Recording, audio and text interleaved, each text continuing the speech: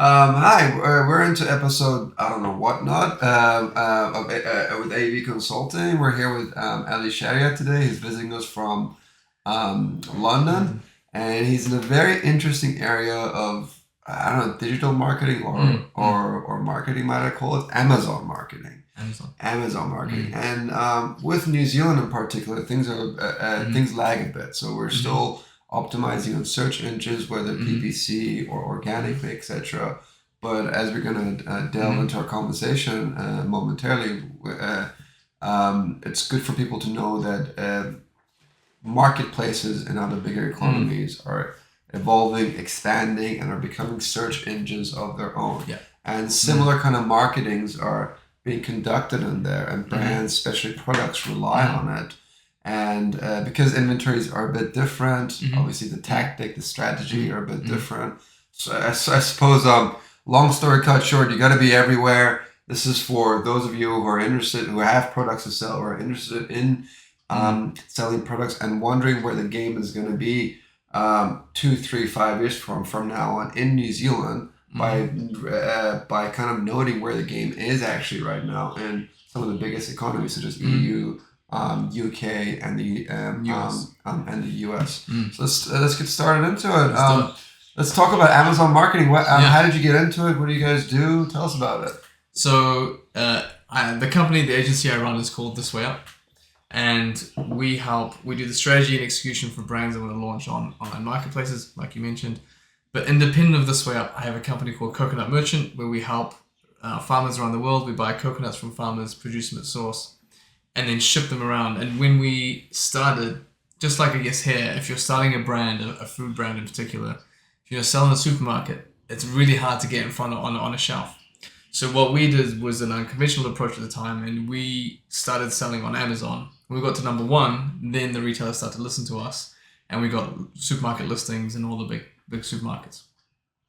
And so as we did that, I got picked up by Amazon's PR team, and started doing training for them and speaking at their events, which is where I met my business partner. He has a consumer electronics company, and he had done the same thing, but instead of going to supermarkets, he just became an online native brand, and on the back of a credit card. So he literally flew to China with one credit card, maxed it out, used that over a few years to create a multi-million-pound business that sold speakers and headphones and that kind of stuff. And so he just made it a very efficient company using Amazon's infrastructure. So let me just get, I go back a step there. Yeah. Maxed out his credit card, bought his products from China. Yeah. Including his air tickets. Yeah. Resold it in England and expanded into a multi-million-dollar company through Amazon. Mostly anyway. Yeah, pretty much. So that's how, at the time it was a lot easier. It's more competitive now. It's a little bit harder, but that's very much what happened. So basically and there's a lot of stories that go into it, and I don't know how much time we have, but essentially that was what he did. So it was $7,000 ticket, accommodation, and product. Flew back with the product and started selling. The profit was reinvested until it became multi-million-pound. Similar to me, he got picked up by Amazon's PR team, and when we met, we started collaborating because our offices are very close, and we hired data scientists and consumer psychologists, so people you don't normally engage when you are selling online. But we use the processes we created to create a really efficient business for ourselves individually. But then people asked us for help, and so that's when the agency was born.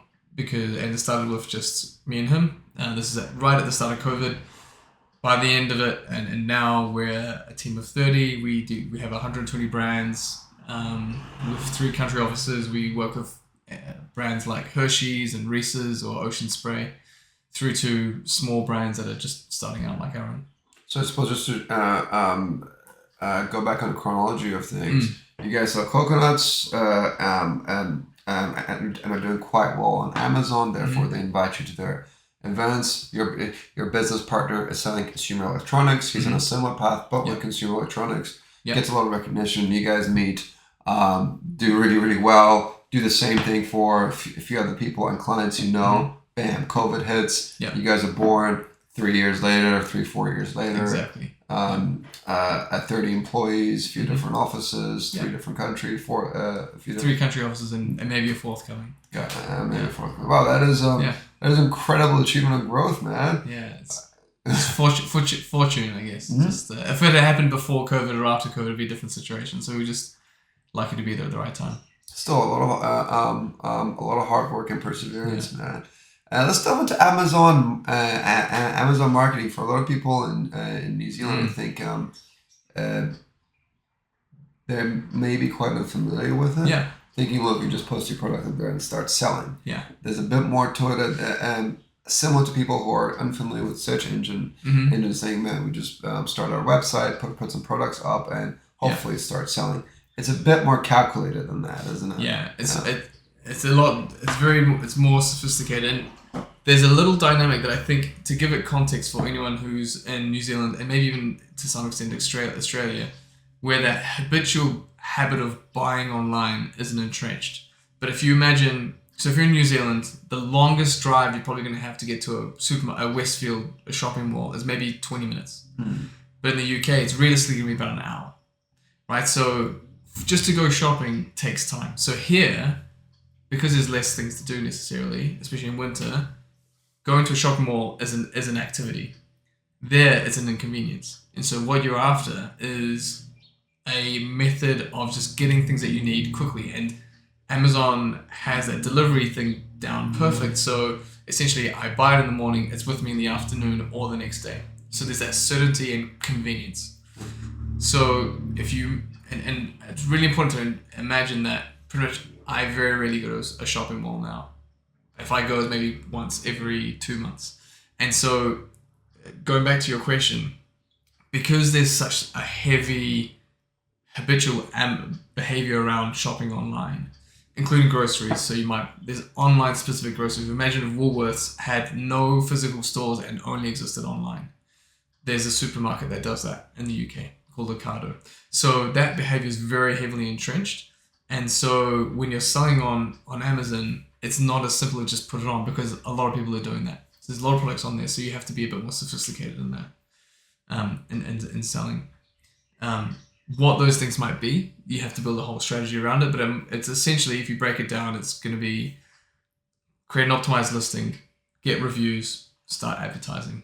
That's the high level structure of it. Yeah. So essentially, it's the same psychology with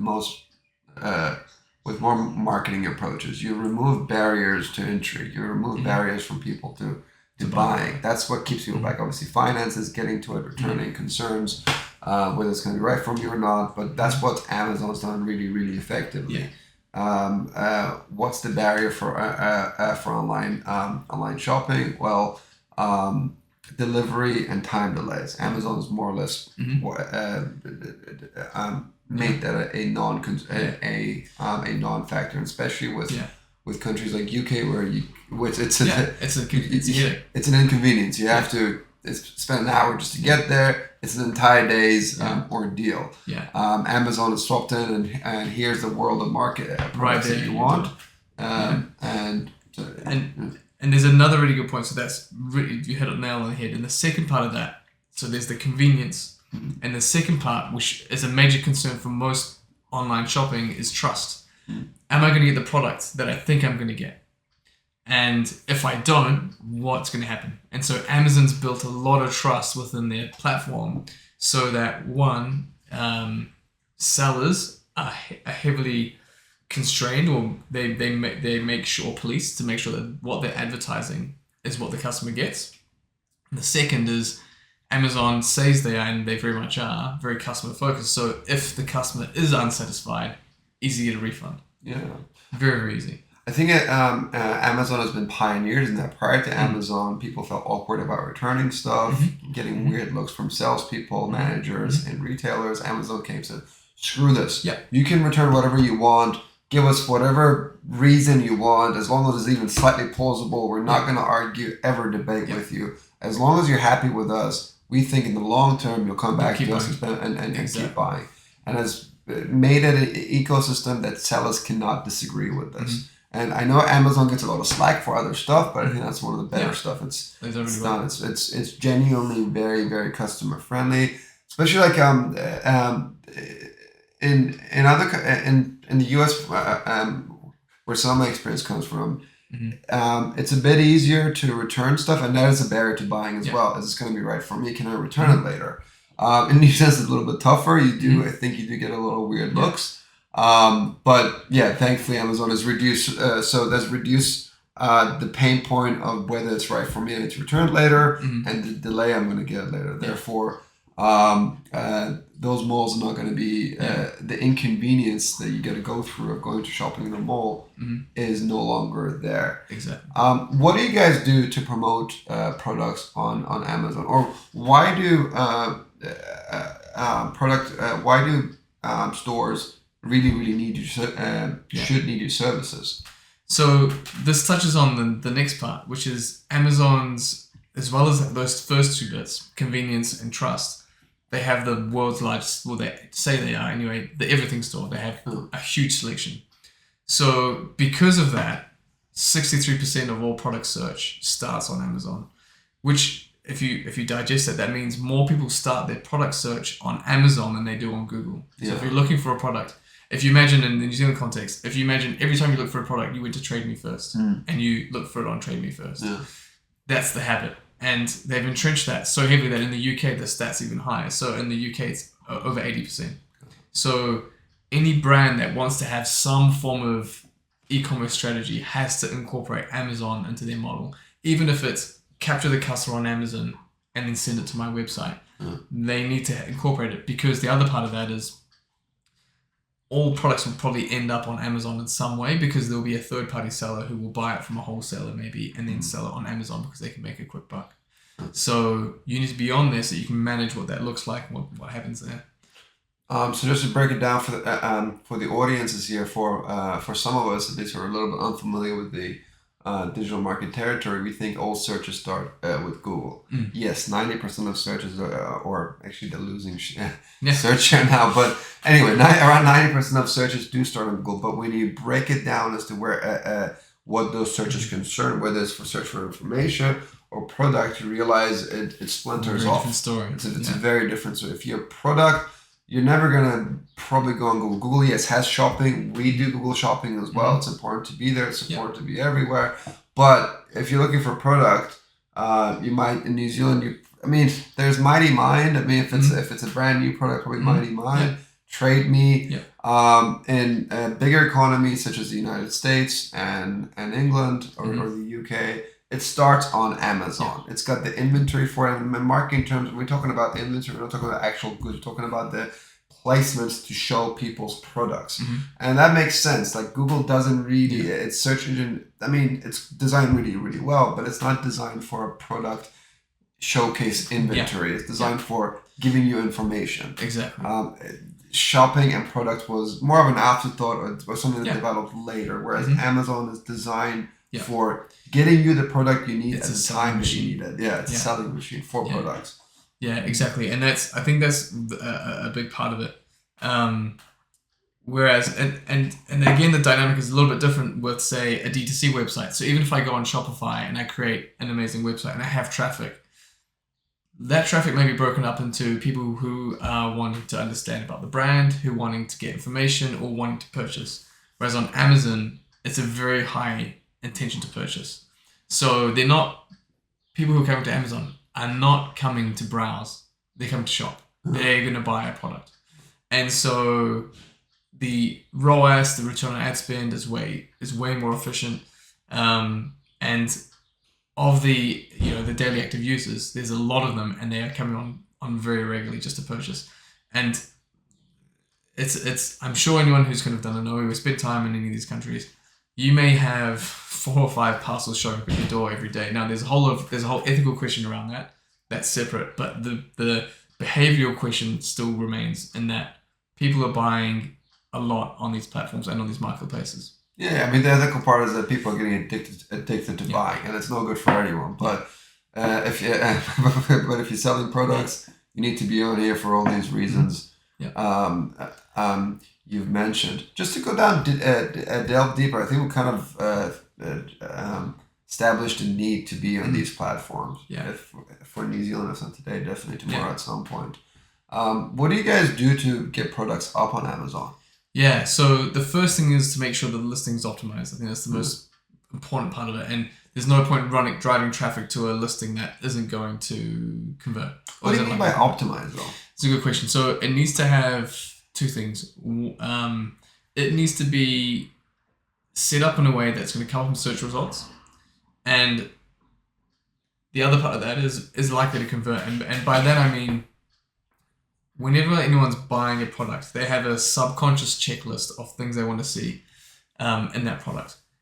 Your listing needs to tick those boxes subconsciously so that at least 70 to 80% of what they're looking for is present and they can see it. And in that way, they're likely to go, this looks about right, let me add to cart and convert and check out. And so you want to make sure your listing talks to that customer. And then once that's in place, you need to have reviews, because once there's that social affirmation that the product is worth purchasing, then people are again likely to buy. So you're increasing the likelihood of doing that. Another thing that's really important and may not be present here, but at the same time, I'm pretty confident would be a factor, is the delivery promise. So if you can say, I'm going to get the product today or tomorrow, I'm way more likely to convert than if I'm going to get the product in, say, a week. And so that's where platforms like Temu have a challenge, because you're going to get the product in a few days from now, maybe a week or so. And so it has to be so much cheaper for me to be willing to forego that convenience and that immediacy versus a Amazon customer who will probably pay more for the convenience of getting it today. Mm. You also mentioned reviews. I think from my somewhat basic understanding, reviews are make it or break it on Amazon. Yeah. You need them. How do you get How do you get reviews? I mean, good or bad reviews aside, but how do you do guys do work in incentivizing customers leaving reviews and expanding that? Yeah, so there's a couple of things in that. So one, you can never make a good product sell. So you have to have a good product to get good reviews. Yeah. That's the first logical bit. And assuming everything's right, Amazon has assuming it's the right product. Yes, assuming the product is a good quality product. It wants to be there. For a long time. Yeah. Then the next, Amazon has a program called the Vine program where you submit up to 30 products for free. Then they have these specialist reviewers who will review the product. That's how you can get your initial batch. That's the official white hat way of doing it. There's a few grey hat ways of doing it as well, where you could maybe call up some friends from university you haven't spoken to in a while and see if they'll leave a review. And that's one way of doing it. Just get their initial review. And then after that, Amazon's broken down into two parts. There's the star rating, and then there's the actual wording of a review. It's much easier to get a star rating, and Amazon will send an email saying, hey, do you want to leave a star rating? And they've found that about 2 to 3% of people will actually leave some form of feedback. Of that, the majority will be stars, and then an even smaller majority, smaller number will be written reviews. And so what we will do is we will go in and at the beginning, when there's not many reviews, we'll actively request customers to do that. Once that's done, then you can set up automated ways of doing it through third-party software. So basically, it's a lot of manual. And it's a lot of manual work. But leaving aside grey, I don't know if there's black hat methods, but Amazon does have a system. There's ways of doing it. Or you can put in thing of flyers inside the package to say, hey, we are a family business. Reviews mean a lot to us. If you liked our product, please leave a review. If it wasn't to your satisfaction, let us know so we can make it right. And those are the strategies you guys implement and engage in. So just and we'll work with the brand to try and do that kind of stuff. There's a whole lot of things you can do within that. So you can say, here's a voucher code for our website and on Amazon. So that way, if the customer is more comfortable with Amazon, they can come to Amazon. If they are happy to come into your ecosystem where you own the customer, then they can come over to you and you can kind of acquire them that way, and you pay less commission. Or it might be a subscription product. So let's say you're selling coffee or nappies. It's a product that will require repeat purchase. So you can say, here's a encouragement to come back for a subscription of some sort. What's interesting is that you mentioned Amazon does have professional reviewers as well to get get sellers going at the start. So you provide them with products, or you request. You send it to Amazon, and then they can go onto the platform. They actually, you're lucky if you get one, if you're one of these people, because you can basically get any product on Amazon for free. Well, yeah. How do you even get that job, man? Just leave some really good reviews, get some likes on your reviews, and then boom, you're a Amazon Vine reviewer. What, do they hire people for that job, or? No, it's I imagine it's unpaid, but it's pretty cool if you get it, because literally anything, from microphones to computer screens to coffee, for free. It's like millennial hoarders. 20, 30 years from now, a bunch of Amazon products sent to the old reviewers. So that part of it is, that's just fascinating. So as we covered reviews, let's delve into titles and descriptions and images, or what we call inventories that you can use. Just as a backdrop, people think people are unfamiliar with the industry. Think everything should be a minimalist and minimal, but it's when we browse for products, whether on Amazon, Mighty Minds, wherever the marketplace is that we're searching in, we see headlines with many characters, 100, 200, and no one ever finds that strange. Even though if you're probably talking to clients, they'll probably be a little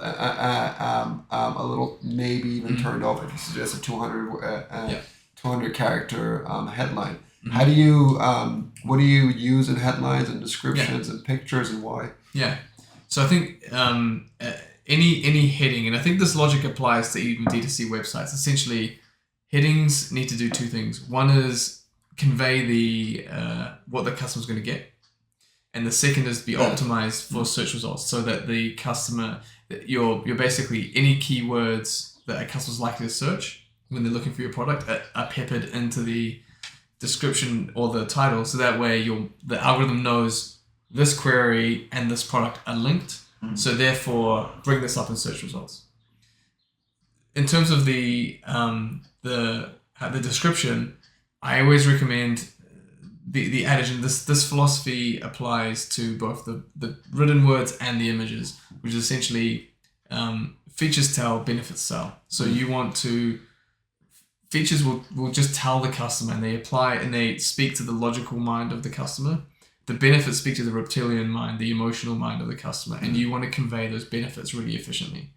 And this is where that consumer psychology stuff and the people that we use kind of come in, because we will often put ourselves in the position of I call it the avatar of your customer and your ideal customer, and you go into their mind and you will all the key things they're likely to search for. Those are the things that you want to make sure you convey. And the old story is basically, if you are going to buy an electric drill, if you go to Mitre 10, you're looking for an electric drill, you're not looking for a drill that has 700 watts and has 20 hours of battery life and all different gears and that kind of thing. What you really care about is a hole in the wall. That's what you're trying to buy. And so you want to make sure you convey that hole in the wall really effectively, because I just want an easy way of getting a hole in the wall that isn't going to be difficult. Or even at a more basic level, what you're looking for is a drill that looks like it can do the job. Yeah, 100%. And obviously that connects with putting the hole in the wall. Exactly. And then the salesperson comes in and talks and about all the features and the horsepowers. Doesn't really matter. The rest of it. And so that's what you want to think about and convey in both your product title, your description, but also in the images. So the images. So is that the same as basically trying to communicate the problems the product can solve in as little words possible?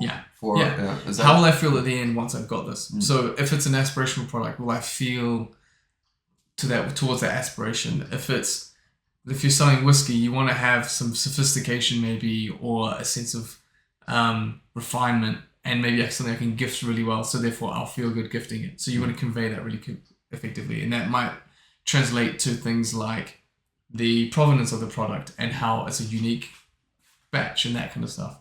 Or it might be, for example, if it's like something healthful, ashwagandha powder or something like that. So therefore, or mushroom coffee, you're going to talk about the enhanced mind benefits of that kind of stuff and clarity of thinking. Exactly, and that kind of stuff. So if you've got to put yourself in the avatar of the customer, think about the benefit they want, make sure all of your titles and your images convey that really conveniently. So when I'm giving talks about this, I always use protein powder as the example because everyone understands protein powder, but if you're having protein powder, you want to essentially get protein, so have muscles. You want to really clearly say, this is how much protein is in each serving. Then you're going to talk about how you're going to have images that show... Because your target market probably knows how much protein, what's the max your body can digest, beyond of which it's a waste, unless it's, you want to take more. Yeah. And you don't need to convince them to buy protein. They're already in the market. You just need to tell them how much they're going to get. And then are there any other things that are in there with it? So BCAAs, whatever it might be. You're going to have images that convey muscly people, right? And so you have a muscle-looking person, and it says 20 grams of protein, muscle maintenance. Really, really clear. And there's not too much information. The next image might say, because most protein powder doesn't taste good, you might have 2 images of, say, chocolate and banana that clearly convey flavors that people like, and says like great flavors. So really quickly, as I'm swiping, just like as though I'm on not Tinder, strawberry, chocolate is great flavors. Well, it could be, yeah. Either way, it just needs to be something that says to the person, that reptilian mind, oh, I like chocolate, I like banana, great, tick. That's that checkbox, just going to move through. Mouthfeel, smooth, and it blends really easily, great. And so you can work through the checklist in the person's mind, so that way you're conveying it as benefits, and all the features that come with that are descriptors, and then the other bit is it has to be really easily conveyed, so they have to understand it quickly. So your text, we always use capitalized titles at the beginning of all bullet points, because most people don't read it, but if they do, they're going to catch the capitals and they'll read the bold text. The images, the same thing, so really, really clear. And if I'm swiping quickly, like I'm on Tinder or swiping up on Instagram or TikTok, I can really quickly catch that key bit of information that I need to know. And I'm more likely to go, check, that has the things I need, add to basket, check out. Because essentially these marketplaces, Amazon in particular, they're basically online dating apps for products. Yeah. So just imagine how quickly you judge people in online dating exactly. apps. It won't be any quicker. It won't be any slower. It's just the same. On Amazon. If you're in a supermarket, you don't sit and read every label. You just look at it, go, looks about right, label looks interesting, price is about right, let me grab it. Maybe I'll do a quick inspection of that one product, and then I'm going to go. You're not going to spend long on it. And what Amazon or most marketplace search results do is they give the customer, that this is again the psychology, the feeling of having done research. So it's like I've gone to the supermarket and I've visited 50 stores, I've done the research and I've seen all the competition, I know their prices, I know their reviews, I've looked at the listings, and tick, tick, tick. Psychologically, I feel like I've done the work, even though Amazon's only showed me one result and I've clicked on one product and I've gone add to basket. And it gives them sort of water cooler conversation later with friends when they're talking about the product. They sound smart. I've done the research. I've done and I've there's a lot of psychology behind it, and we get very tactical on it. But the simple version is you're speaking to their reptilian mind of what they're looking for, and you help them check out. So just to sum it up, essentially, as you said,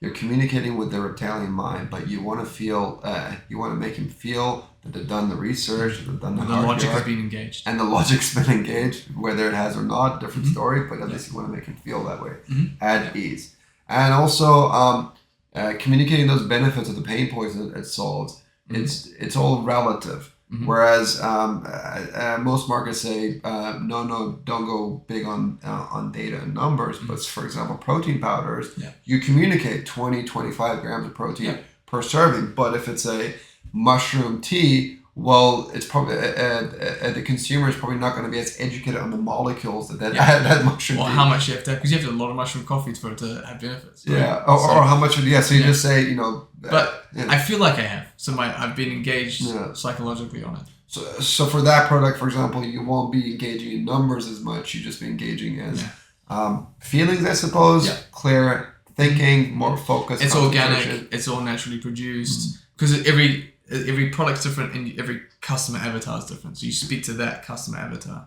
But the whole idea is make them feel that they've done the research, that they're making an informed decision on facts as opposed to and it's going to address their as opposed to marketing headlines. Exactly. Even though all they're reading is marketing headlines and descriptions. Yeah. That's it. And How do you and so these promote them in these steps? How do you approach images and creatives? So again, it's images and creatives is all about benefits over features and quick conveying of information. If we go back to the results page as well, so we might do a little tactic. So for example, if I'm selling protein powder, I might digitally change what is visible on the product and on the primary image, because it's going to be on someone's phone most of the time, right? And if it's on someone's phone, it's a small picture. So if your aesthetically very pleasing product packaging has very small writing, what the product is, the flavor, and the amount of protein and the size, I'm not going to see that in the search results page, so I'm going to scroll past you. But if I make it bigger and really clear to see, and I've only digitally enhanced it, so I don't have to print it onto the product can still look very beautiful. But if I make it easier for someone to understand that, then I'm more likely to go, oh, this has the information I need. Let me click and find out more. And that's the first battle anyway in any marketplace, whether it's Trade Me or Amazon, is getting the person to click on your product. And then you can try and convert them on the product listing, which is where the ads come in as well. And recent data shows that even though people browse on their phone a lot, they purchase far more often on desktops. Does that translate to Amazon as well, or no? It depends on the category, but generally we find most of search, or at least 50%, is on mobile. So whenever we're doing things, we optimize for mobile. That's the way that we work. Or where do they purchase? Even for purchase, yeah. Because what you might do is you might put lots of landscape photos, but on the phone, landscape doesn't work. Yeah. So we will optimize for portrait. Because again, we're kind of going into the psychology, but also people are used to seeing things on Instagram and TikTok, which is slightly more landscape. So we work in that kind of logic. And it's easy to see, and it works differently too. It's not the same as desktop, but make it easy. It goes back to that point. Make it easy for the customer to purchase and to buy. So just mobile first. If they go and buy later on their desktop or laptop, that's fine. They're used to seeing things. You need to get them to click. That's the key thing. They have to click. They have to understand the product quickly. If they purchase somewhere else, that's a different story. So that's the assets inventory. Do you have any other pointers for people? How do they, like, especially early shops in their or businesses in their infancy that are growing? They have an issue with getting creatives writing images, videos, all that. How do your clients, in your experience, how have they solved that problem?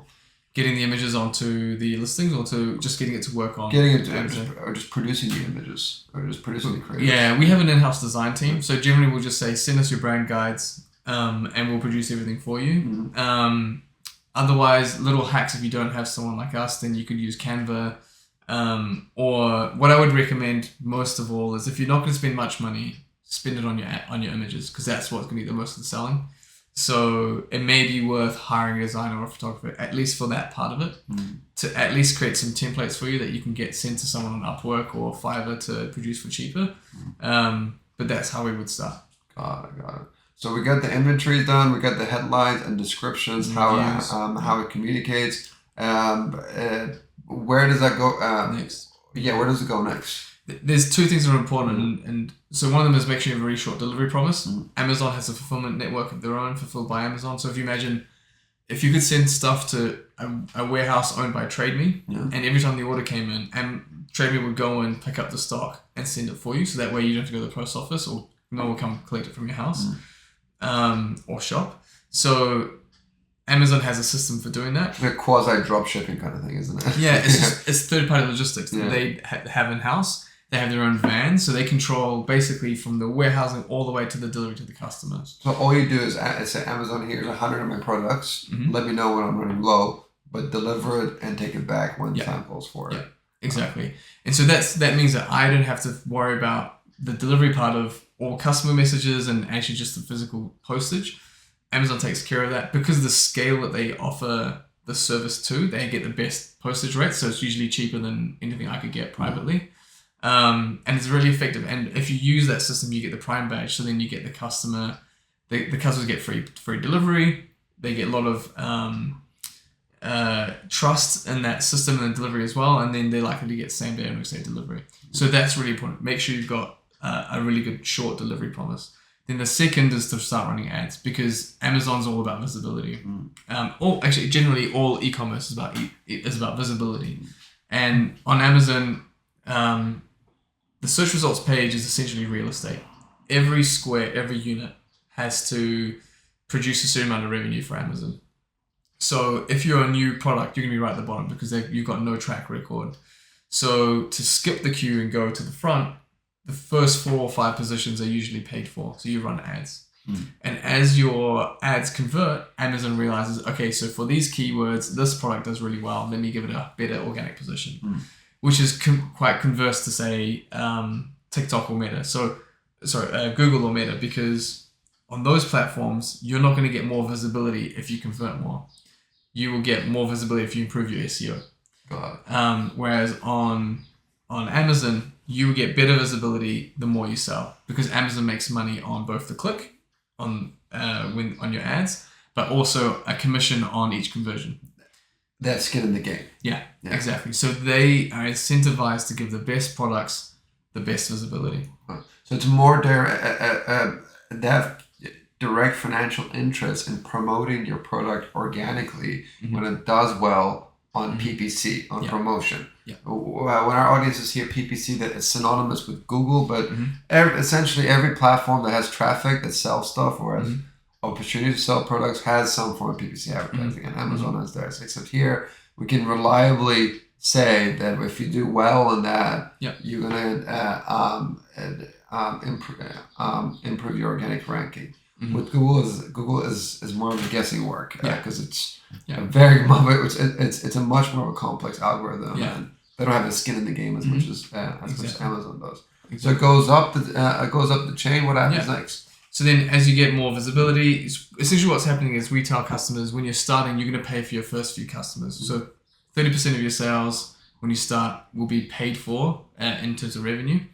But over time, by about 6 to 8 months, the total advertising cost of sale, to the TACOS, which is your ad spend divided by your total revenue, that should decrease about 10%. So that way, as your as your listings become more efficient, and you get better organic ranking, you'll spend less on ads, and more people will click on your product and purchase through an organic listing or rank visibility. So as you organically improve through a successful PPC campaigns, your ad cost decreases about 10% over...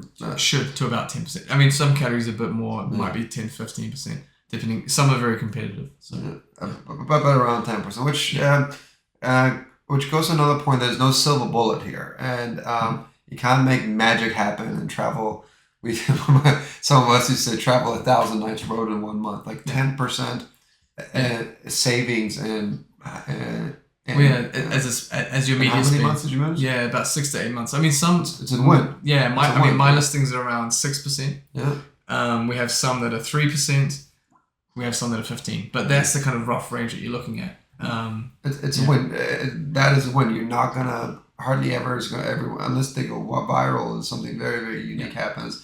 They're not going to see a 50% improvement in advertising efficiency. You still have to pay something for advertising. That's going to happen. God, how does this? Did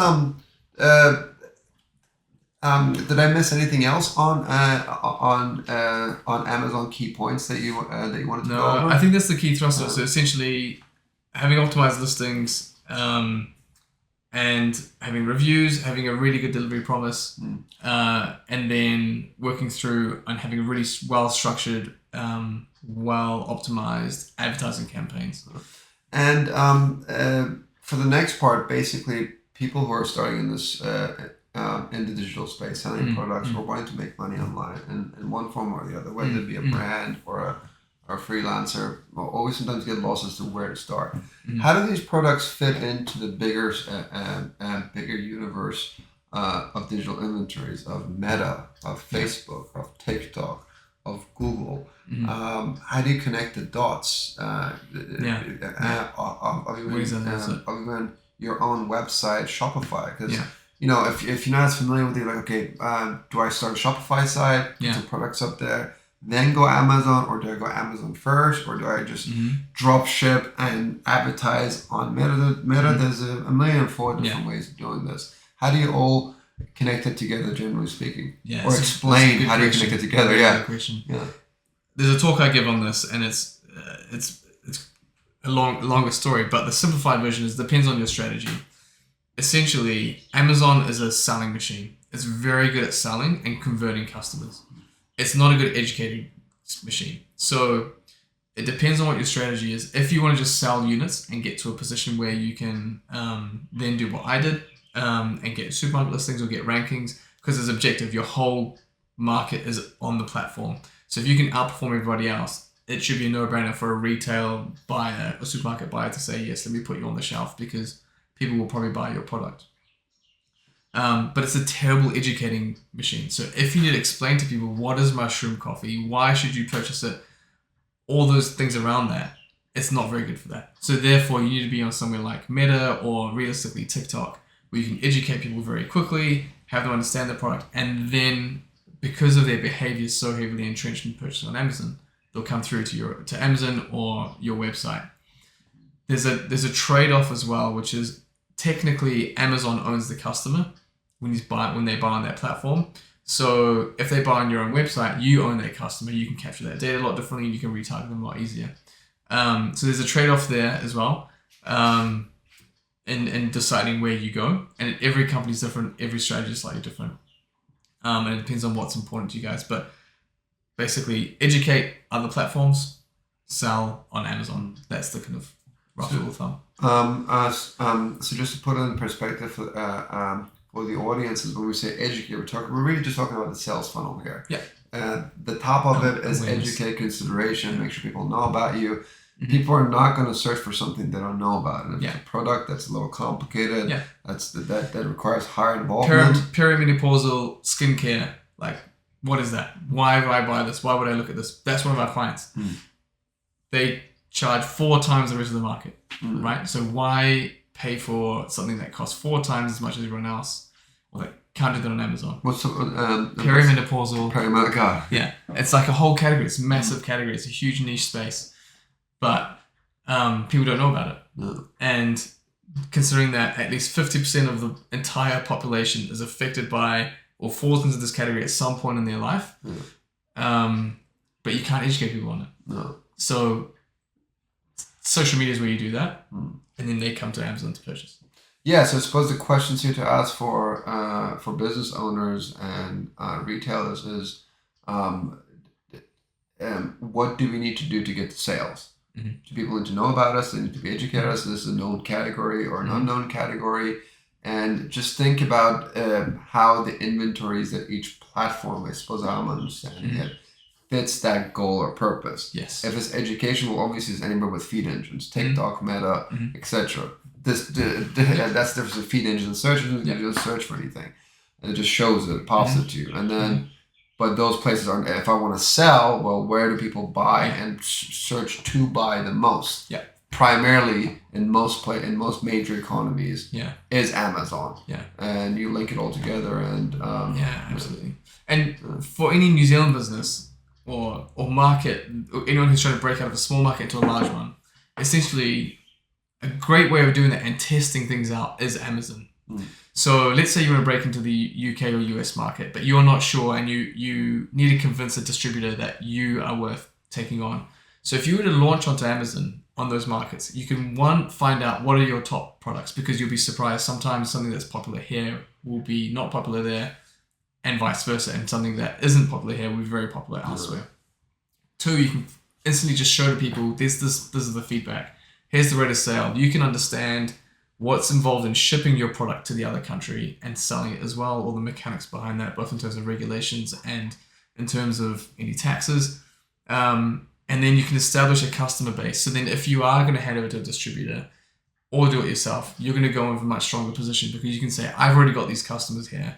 If you want my distribution rights, therefore you need to now comply with these kind of rules. You have a much stronger hand, whereas if you went in blind, it's a lot different. And so I think any New Zealand business that's looking to break out, whether it's the US, the UK, EU, Japan even, testing things out online is a fantastic way of doing it. And you can easily withdraw from the market without too much effort as well. Yeah.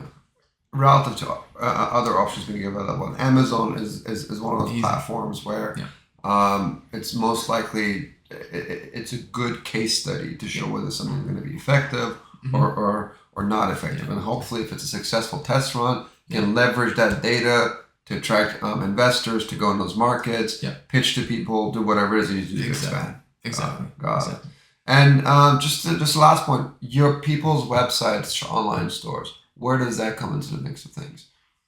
So what often happens is if you're selling on Amazon or another marketplace, or even if you're on TikTok and you want to see, is this a legit company? Am I just going to be insulted? Is this snake oil going on? Yeah.